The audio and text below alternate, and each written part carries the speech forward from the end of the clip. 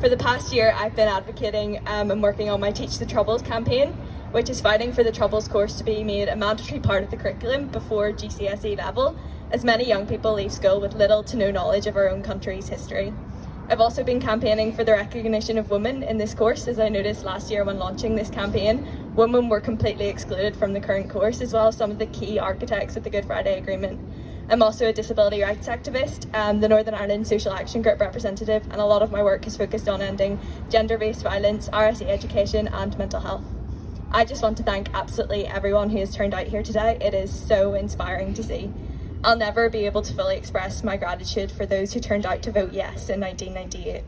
Words simply can't describe my immense gratitude for those who made what must have been incredibly difficult decisions, for those who had to have extremely challenging conversations, and for those who looked at my future and thought that it was worth risking everything for. I'm standing here today because of you. I'm standing here today in my home, Northern Ireland, which I love. I grew up in a place where you could walk down the street and have everyone treat you as if you're their lifelong friend, despite meeting you only a few seconds ago. I grew up in a place that glows with a unique sense of humour.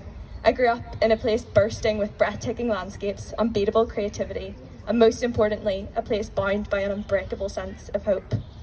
However, I also grew up in a place where hostility and division thrive. I grew up in a place still gripped by its troubled past.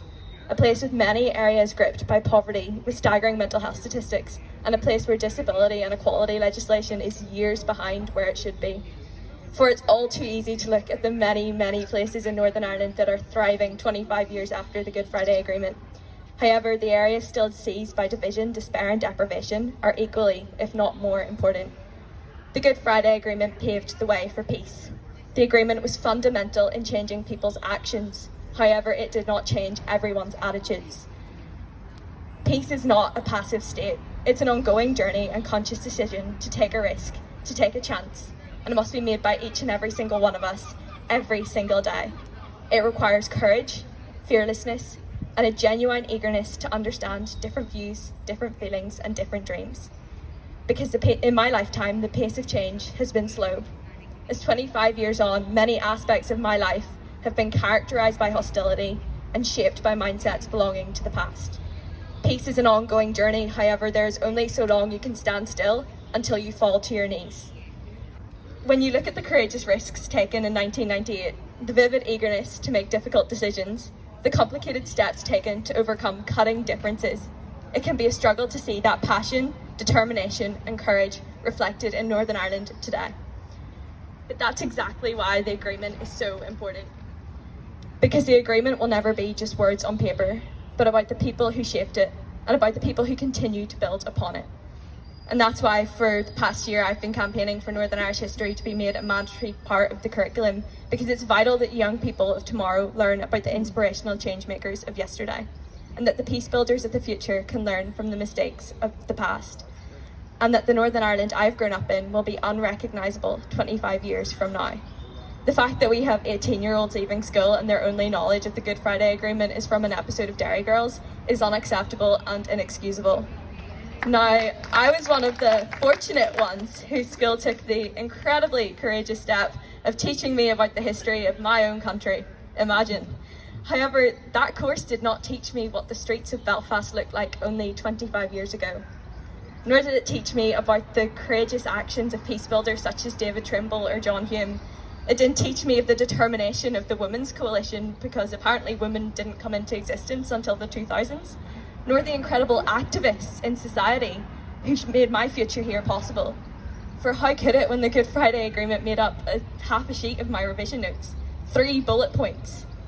The Good Friday Agreement is an example to the world, but how can it be when it's not even an example to our young people? How are we to be the future of an agreement that most of us don't know exists? The power of peace cannot be bound by a mere absence of violence, but defined by a genuine sense of hope, understanding, and an eagerness to demand better.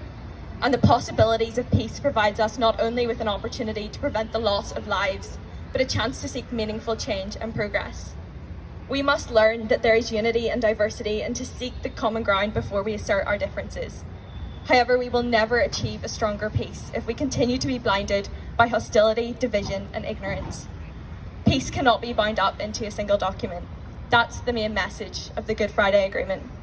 It's how we treat others and how we see people who disagree with us.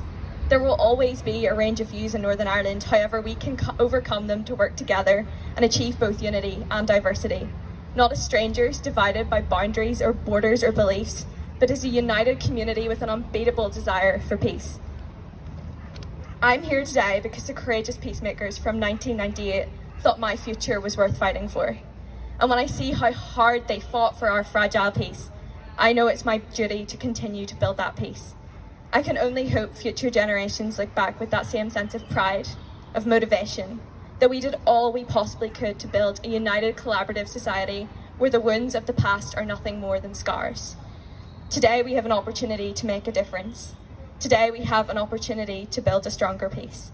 Today we have an opportunity to demand a better future for the young people of tomorrow, to educate the next generation, and to build a peace of the future by learning from the mistakes of the past. But that requires hard work, that requires risks, and that requires courage.